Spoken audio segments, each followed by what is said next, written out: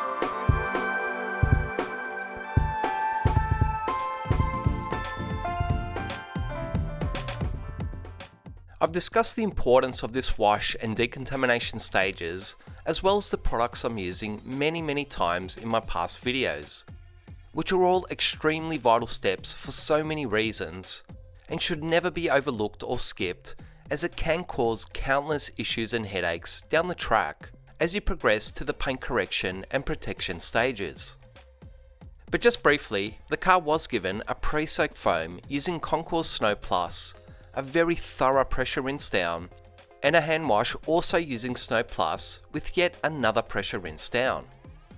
This was followed by claying the entire vehicle, including the paint, glass and trims, with a clay mitt using Purify, which is both a clay lubricant and an iron and tar remover all in one.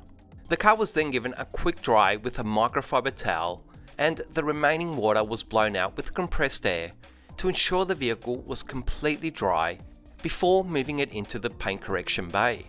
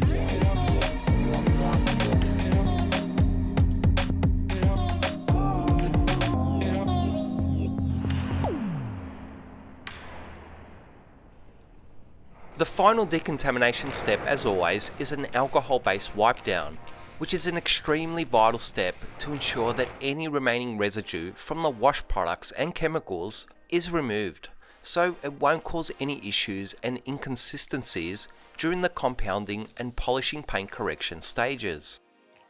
In the end, this whole process is based around getting the paint as clean and bare as possible, but also without using overly strong solvents that can and do alter the surface tension of the paint, causing further issues and headaches that can be avoided, make your life harder, and limit the results you can achieve.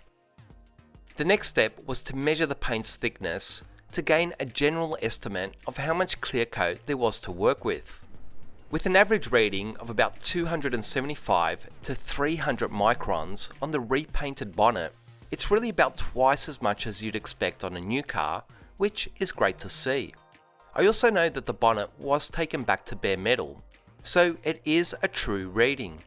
However, the quarter panels and pillar arches that were also repainted weren't actually taken back to bare metal.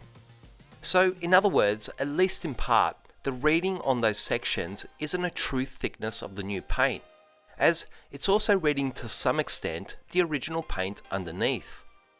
I bring this up for the fact that it's always important to investigate the paint, as it can help you gain a better understanding of what you're really dealing with and avoid costly mistakes.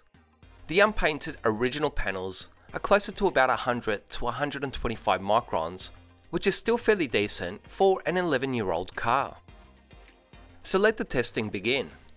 As I mentioned earlier, and also in the past, these longer YouTube videos that I do aren't my typical detailing job, where I'm just trying to find the right combination working from the least aggressive method up. I choose to focus on these testing details more so for these videos, as they provide a lot more information and insights that I hope you guys appreciate and are interested in. But having said that, I will try to do some more standard detailing job videos in the future that'll honestly be a lot quicker to shoot and edit, and also a lot shorter in length, for those of you that do find these videos a bit too long or daunting to sit through.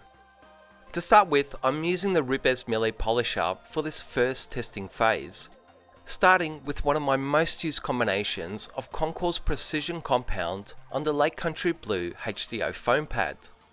After completing a set of passes in this first section, I can see an increase of haze and compounding marring, though the panel shop did do a pretty good job of creating quite a lot of haze and marring in the finish to start with. Now, my first thought is that for this favourite combination of mine to finish quite poorly, it must be quite a soft and sensitive paint.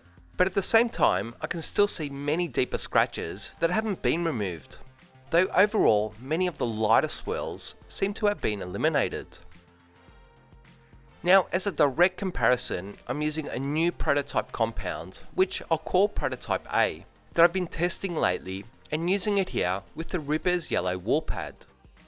This compound is really different to any I've come across in the past, but as you'll see as I progress, it's really worth investigating and testing further, as it could potentially be quite an important product for many detailers to have. Now, the footage isn't as clear as I'd like it to be, or as clear as I expected it to be, seeing that the paint is a flat or non-metallic black that usually shows up any imperfections quite easily, but I'll do my best to explain the results I was seeing in person. The finish with this second combination was actually amazingly good, especially when considering the potential softness of the paint, which I wouldn't expect any wool pad to finish so well, but with the haze and micro marring gone, I can see far more clearly what appears to be deeper sanding marks scattered about the finish. I decided to do a second pass to see if I could remove or at least reduce those deeper sanding marks appearance with this same combination, as the finish is coming up great, and it would be ideal if this combo could work as a single stage. Now, the second set of passes did ever so slightly reduce those deeper scratches, but in reality not to an acceptable level. So really, a more aggressive approach was going to be needed. Still working with the same Prototype A compound on this same section, I stepped up to the Ribes Coarse Blue wool pad. Now, although the cut or defect removal was a step up, the pad was leaving quite a bit of its own marring behind, which really did make it a little more difficult to tell what were the defects created from the compounding marring and what the existing sanding scratches in the finish were. So I followed up with the yellow wool pad once again to clean up the haze and marring so I could more clearly assess the results. Now, unfortunately, the more I compounded this section, the more I realised that those sanding marks are really quite deep, and they are going to be quite difficult to remove. Now, the next test was based around seeing if I could get the same finish, or even better, using a foam pad in the form of the yellow Ribes polishing pad. Now, overall, the yellow foam pad does tend to finish better on almost all paint types. However, in this case, the finish was a definite step down, with quite a lot of micro marring and haze that really wasn't the case with the yellow wool pad. So why is this happening? Maybe the paint doesn't like foam pads, or maybe this compound doesn't work well with foam, or maybe both and even more reasons. The truth is that as detailers, we don't always know why certain combinations don't work well and others do, even when it goes against what we would consider to be the norm. The fact is that sometimes, especially when dealing with finicky paints such as this one, you need to think outside of the box and really take a detour from your normal approach, as only then will you give yourself the opportunity to stumble across the right combination with the right technique. For the next section, I used POLISHANGEL Master Compound on the same Rupes yellow foam pad. Now the cut or defect removal wasn't exactly great, and the finish was by far the worst one yet. Again, this isn't what I'd normally expect from Master Compound or the Rupes yellow foam pad, but if nothing else, it was plain to see at this stage that this was going to be quite a problematic paint to work with that would require a lateral thinking approach. The next test was with another prototype compound, which I'll call Prototype B.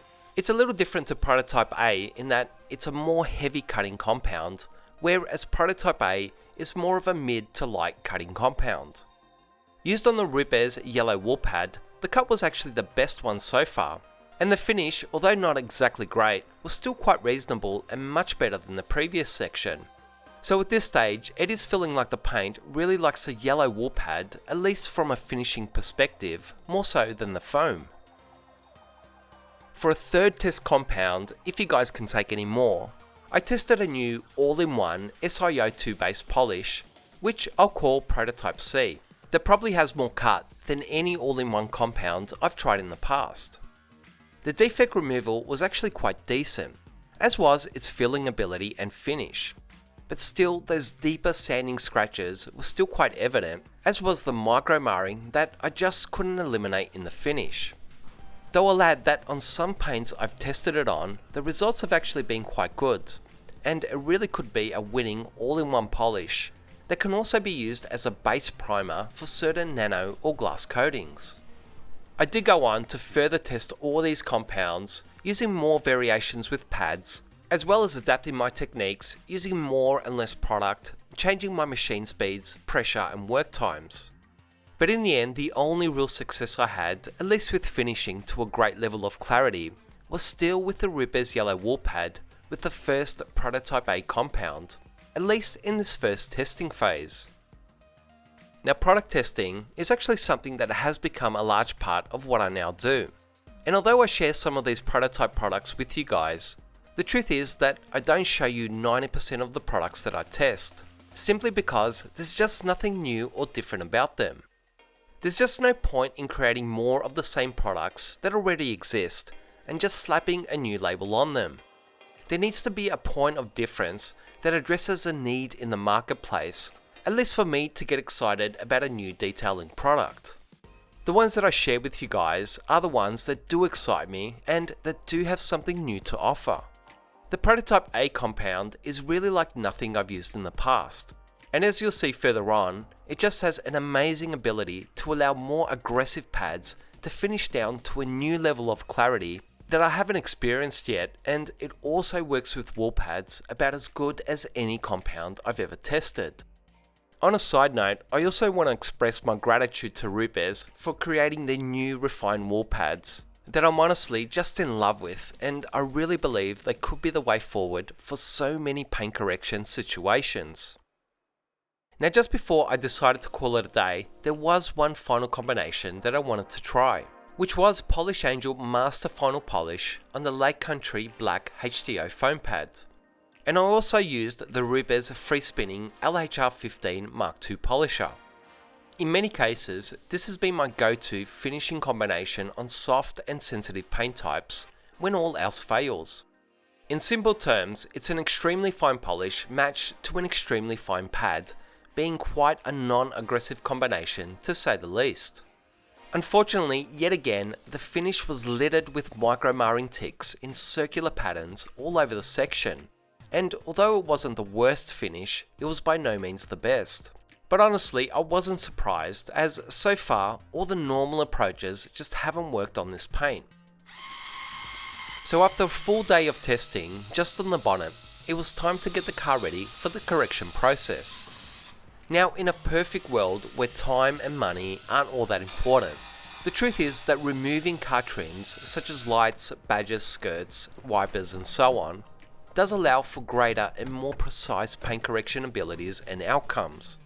But the other truth is that it's a very time consuming and costly process that can also cause a lot of additional headaches when certain trims are difficult to remove, or worse still, difficult to reinstall.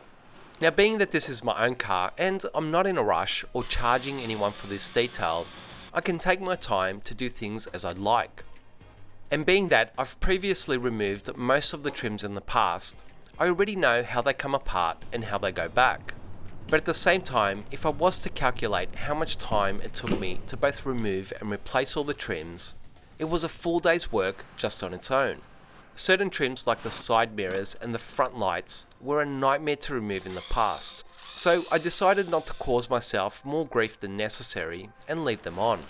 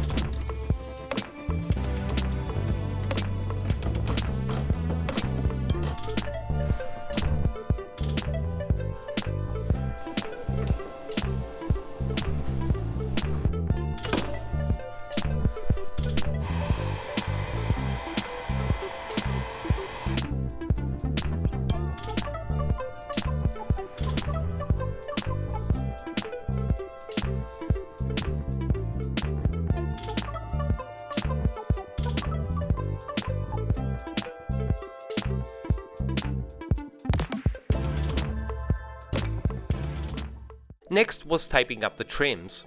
Though as many were already removed, it became a much easier process. But as you'll see once I actually get to correcting the paint, I will be masking almost all of the opposing panels to the ones I'm working on. So this really is more of a general or primary masking stage, and as I progress from panel to panel, there will be more section by section masking along the way.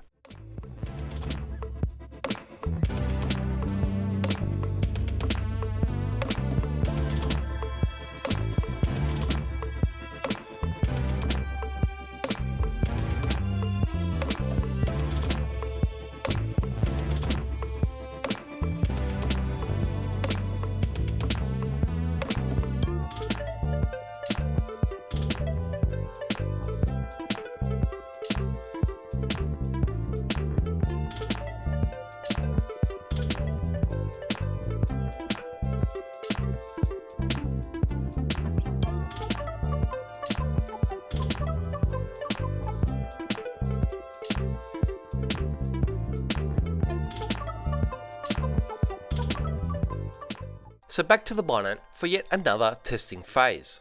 This time using another favourite combination of mine, which is SCHOLL Concepts S20 Black on the SCHOLL Blue Spider pad. Once again, no big surprise that on this paint type it just didn't finish well at all, and the sanding marks were barely addressed or reduced. As a direct comparison, I wanted to try once again the winning combination so far of Prototype A compound on the yellow wool pad. The worst thing that can happen, especially when you're having a tough time with a certain paint, is that the combination that you thought was going to work all of a sudden stops working well. So it was a relief to see that time and time again, this combination is just finishing great and well beyond anything else I've tried so far. Now the deeper sanding scratches are going to need a more aggressive approach to address them, but at least I have a great finishing combination that is also still capable of some moderate defect removal.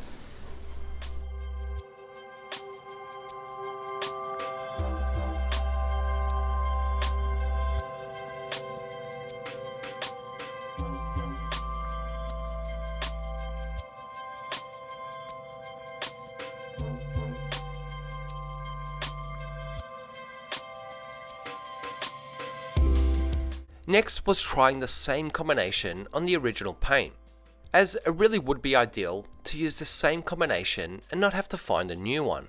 Now, although there was still a few deeper scratches and I could see some very mild haze in the finish, this combination was still working quite well on the Alfa's original factory paint. For a second test with the same combination on the same front fender, I just changed polishes to the Rupes LHR15 Mark II to see if there would be any difference, better or worse, compared to the Rupes Mille. Overall, it was just too close to call, with very similar levels of cut and finish with both machines.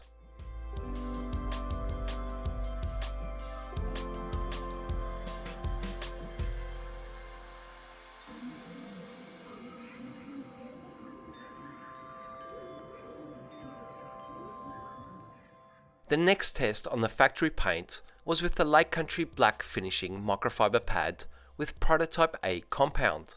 Now honestly, once again, it was extremely close to the yellow wool pad, especially in the cutting department, but I could still see a slightly better finish in the previous section with the yellow wool pad. For a final test section in this second testing phase, I decided to do a side-by-side area on the door using Prototype A compound with the yellow wool pad, followed by the blue wool pad, and then lastly with the black Lake Country finishing microfiber pad.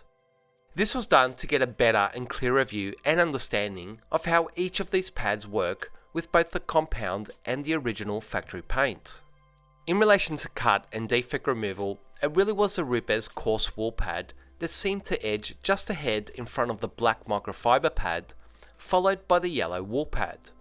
But in relation to finish, it was a yellow wool pad that finished best, followed by the blue wool pad, and lastly the black microfiber pad, which did display the greatest amount of haze and marring. One thing I'll add is that the original paint is quite soft, and overall I've never used wool or microfiber to correct it, as it just wasn't necessary, and it always created crazy amounts of haze and marring. But this compound has just got an amazing ability to allow more aggressive wool and microfiber pads to finish so much better.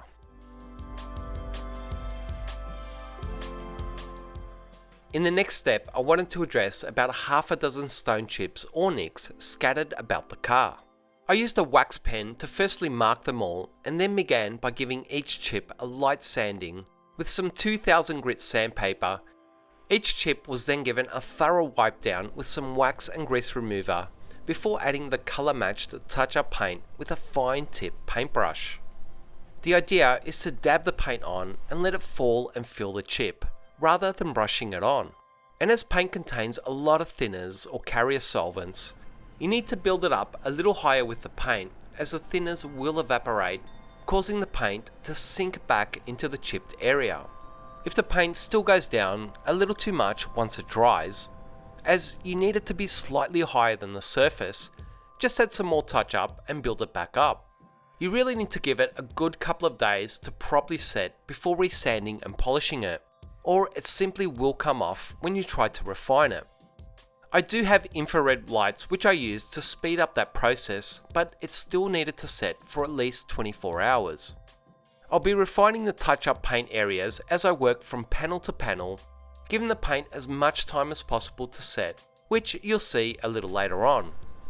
I'll also add that this whole car detail was done as a start-stop process over the course of a few weeks, as I was also busy doing some other jobs.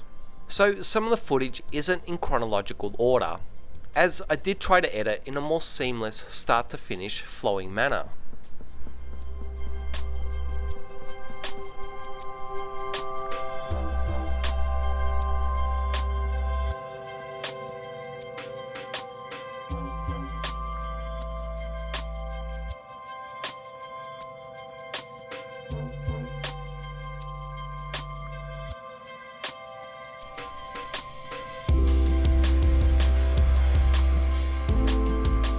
On to phase 3 of testing. Seeing that the bonnet in particular was really responding well to wool pads, I wanted to test some more with the Rupes coarse wool pads to step up the aggression and defect removal over the yellow wool pads. The first test was with CONCOURS Precision. Now, although I could definitely see a more obvious step in the right direction, starting to address those deeper sanding scratches, the finish was nothing like precision usually is, but again, it wasn't surprising on this paint type. As a direct comparison, I tried SCHOLL Concepts S20 to see if the pad could increase its cut but still finish to a better level. Now the finish was a step up on precision, but in all honesty it wasn't cutting anywhere near as well, and although the finish was better, it wasn't exactly great. For a third direct comparison, I once again used Prototype A compound with the same blue wool pad. Now the consistency of its finish was just fantastic, whereas the other two compounds were leaving at least slightly inconsistent finishes, which tends to be more of a problem on softer or at least finicky paints. The truth is that if the spray painters hadn't left deep coarse sanding marks in the finish, this compound with just a yellow wool pad would have been a great one-step process. But with the reality at hand, I'm going to really need something far more aggressive to at least reduce those sanding marks to an acceptable level. The fourth test was revisiting Prototype B compound with a blue wool pad. Now it's plain to see that this compound does cut well, but the finish is so marred on this paint type that I just can't see the sanding marks anymore, as they really get lost in the finish. So in reality, I'd need to cut and then finish just to be able to see if the sanding marks have been removed, which honestly isn't really ideal. Ultimately, I need something that can cut as well as this compound, but still finish at least relatively well so that I can assess my results more clearly. Now, I've used this compound before and the finish was nowhere near as bad. It's really just this particular paint that is just so picky and choosy in what it likes. The next section was done with CARPRO CLEARCUT on the same wool pad.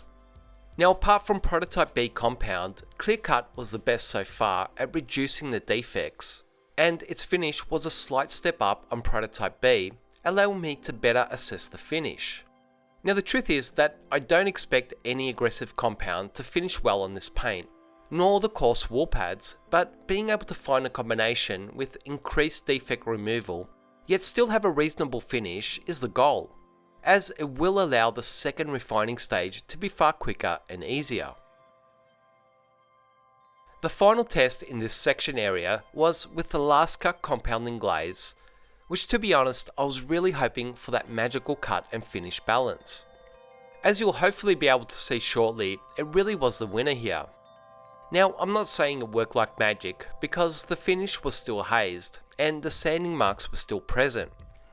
But out of all 6 sections, it really did prove to have just about the best cutting ability and quite a reasonable finish considering the paint type I was working on.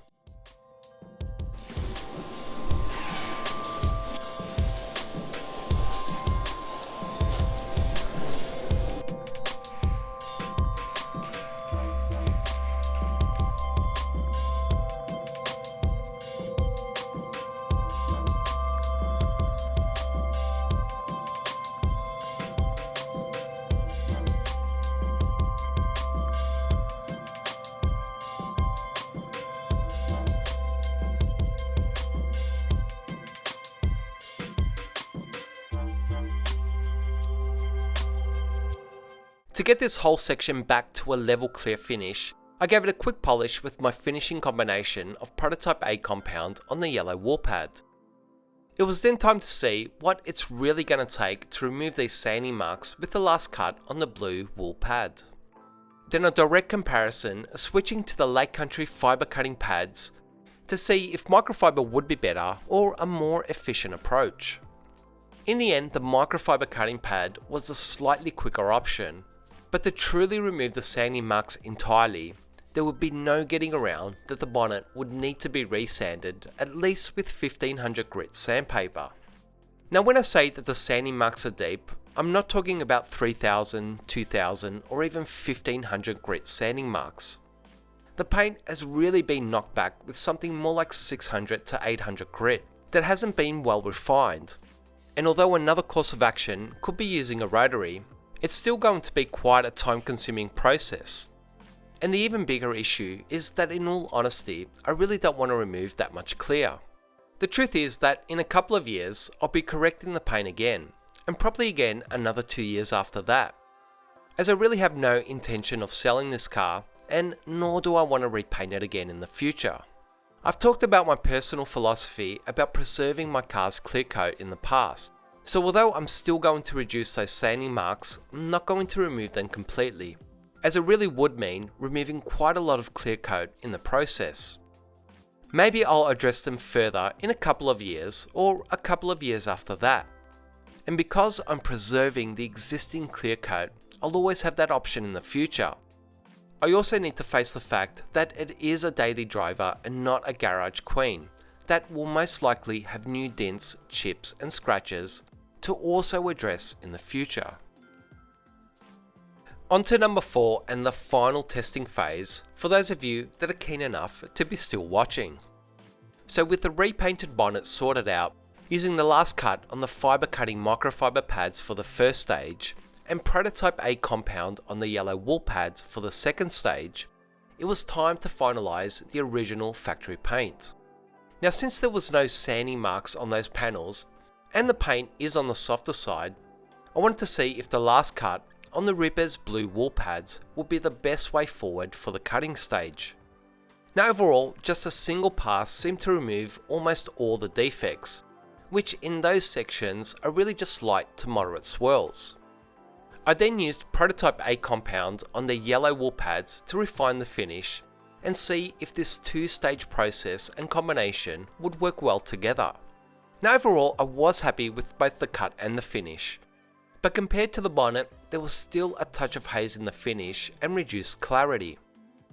So going back to a more standard approach and switching to a finer foam pad, I decided to do a side-by-side test with the yellow wool pad compared to the Rippers yellow foam pads on the factory paint.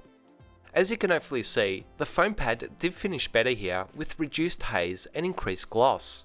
So just to make sure that nothing has changed and that the yellow wool pad really is finishing better on the repainted bonnet, I did another quick section pass with the foam pad. Once again, I wish the picture was a little clearer, but using the same compound, same polisher and technique, with the only real difference being the pad, the repainted bonnet really doesn't seem to like any foam pads I've tried at all, as it continues to haze up and mar, while the original paint does prefer a softer foam pad over the softer wool pad for finishing. So keeping in line with the factory paint preferring foam to finish, I decided to step down to an even finer foam pad in the form of the Lake Country Black HDO pad.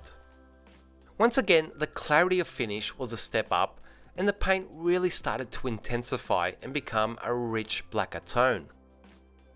A final test was with Master Final Polish on the same pad that actually turned out to be the winning combination, and as I've stated before, this combination is one that I use frequently on softer paint types with great success. Now as far as the formal testing of these compounds and pads is concerned, that was pretty much it. Though as you'll see during the actual paint correction process, I did continue to mix it up a bit, switching from the Rippers Melee Polisher to the LHR 15 Mark II, as well as the Mini Shine Mate, and trying a few other combinations on the fly to see if I could get them to cut and finish to the same level or even better. In the end, this whole paint correction process on my own car was based around learning more about my trade as a detailer, testing products that have the potential to help and better both myself and others in this industry, or at least those that have the passion, willingness and drive to grow and progress. The glass roof, front windscreens, as well as the side and door glass were all given a polish with various microfiber pads using the last cut compound, which was all really based around giving them a deep clean in preparation for coating. Now most of the rest of the paint correction footage is fairly self-explanatory, as I switched from my large to my mini and macro polishers, and I also tried to do quite a few 50-50 shots to give you guys a better idea of what the paint was like to start with and what the finish was like in the end. A question that seems to be coming up a lot for me is whether the Melee cuts more than the LHR 15 or 21 Mark II polishers. The truth is that it really depends. On the flatter, larger surfaces, the larger throw DAs still tend to cut a touch faster, in particular with microfiber pads. But around the curves and edges, there's just no denying that the Millie is a real beast. On a more personal note, the more I use the Millie, the more it's reignited my love for forced rotation DAs. It's just so nice to use, and I still can't get over just how smooth it really is. The other thing that I know at least a few of you guys will be wanting to know is when these prototype compounds will be out. The truth is that it takes a lot of time for any product to go from a test product to being available on a shelf. At least for the good ones that do go through a ton of testing and tweaks before they are released.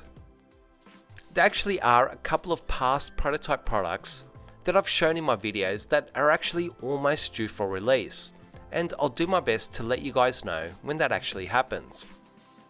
You'll also see that I gave the new white Rubez microfiber pads a go, but honestly I'm still not all that sure about them, as at least on my car during this detail, the cut wasn't quite as good as the Lake Country ones, and the finish was also a step down, but it really was my first time trying them, so I will need a little more time with them before passing judgment.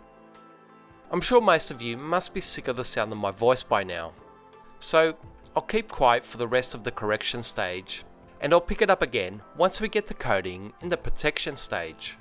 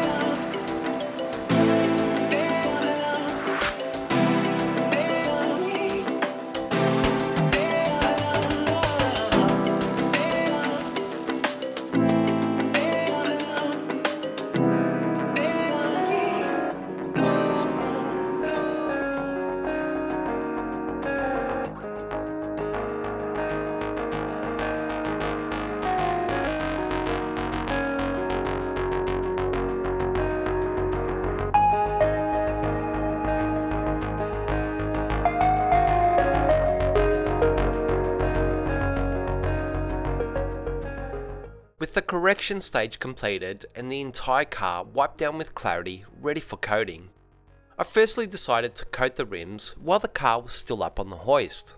As I mentioned earlier, the C-Quartz Deluxe coating I previously applied was still going strong, so rather than removing it, I decided to top it up with CONCOURS PYRO wheel coating.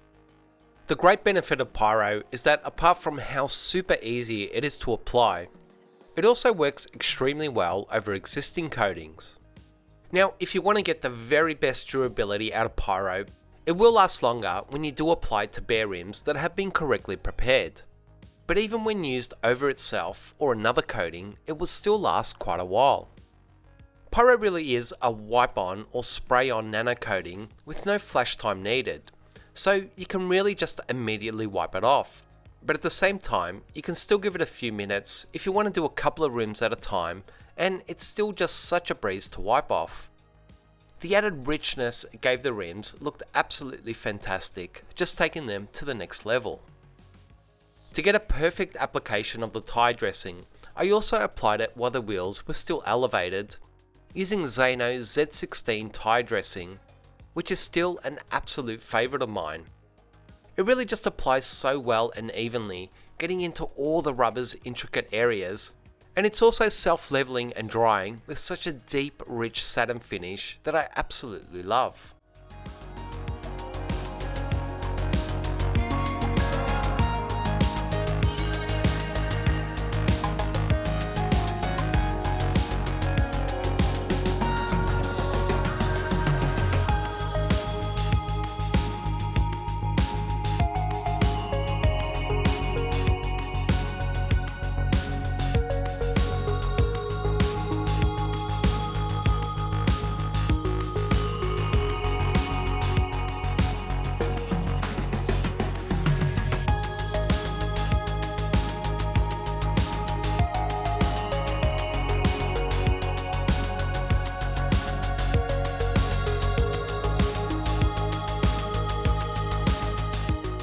Now I know that the lighting is a little dark in the coating room, especially for my camera, but the truth is that's exactly how it should be, to be able to see the high spots while you're applying a nano or glass coating.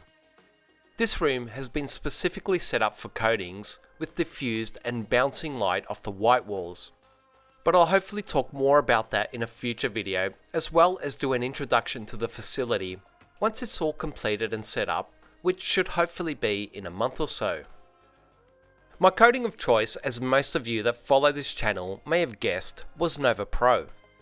Why? Because it's an absolutely insane coating that has really set the bar in my opinion, and it just continues to impress me every time I apply it. Now I've gone through Nova Pro's application in a couple of videos, including my full detail videos on the Audi S3 and the Mazda 6 already, so I'll keep it a little more brief here. In general, Nova Pro is a layerable, fairly quick flashing coating, but seeing that it was winter here in Melbourne and quite a cold day, the flash time was about 5 minutes before wiping it down. But in general, usually a couple of minutes is closer to its wipe off time, and in even hotter weather conditions, a minute or so will do.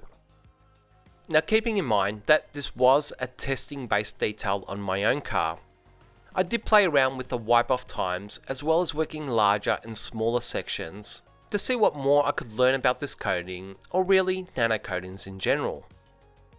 Overall, the truth is that even when I pushed this coating to its limits of flash times and worked bigger sections, I was still able to adapt my technique enough to address these situations, meaning that at least to a point there is a flexibility in its application.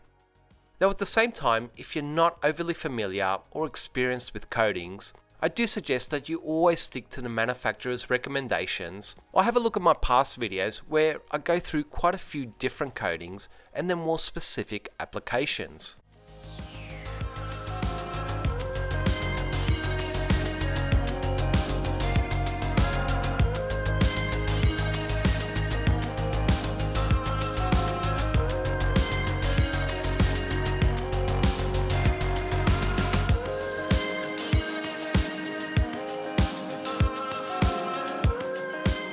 I also decided to coat the front windscreen with Nova Pro, which I don't normally do, as the windscreen wipers do tend to diminish coatings in that area. But again, I'm interested to see how Nova Pro in particular holds up in this area, especially seeing that it is winter right now.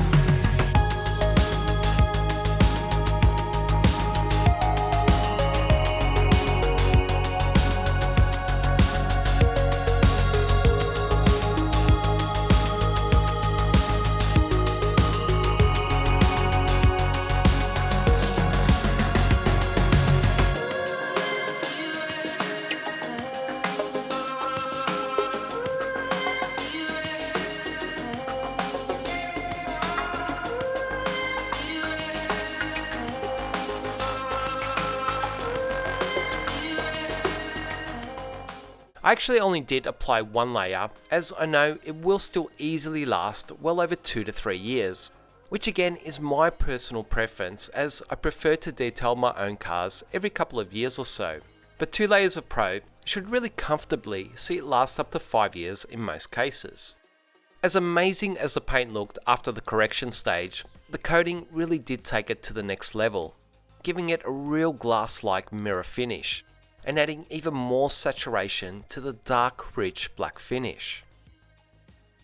This video was actually shot almost a month ago, and the truth is that it's the reason why I haven't been uploading as many videos, because it really was such a long and time-consuming process to complete.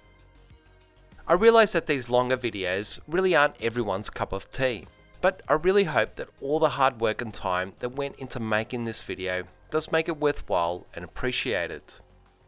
I'll hopefully have a first wash update video coming up soon, and I also know that quite a few of you guys have been asking me to do another full interior video, so I'll hopefully have one also on my Alfa coming up soonish. I'll leave you with the final shots of my pride and joy, and I thank you guys that were able to watch this video in its entirety. As always, thanks so much for watching. Please like, comment and subscribe to this channel to show your support for these videos, and I'll see you guys soon.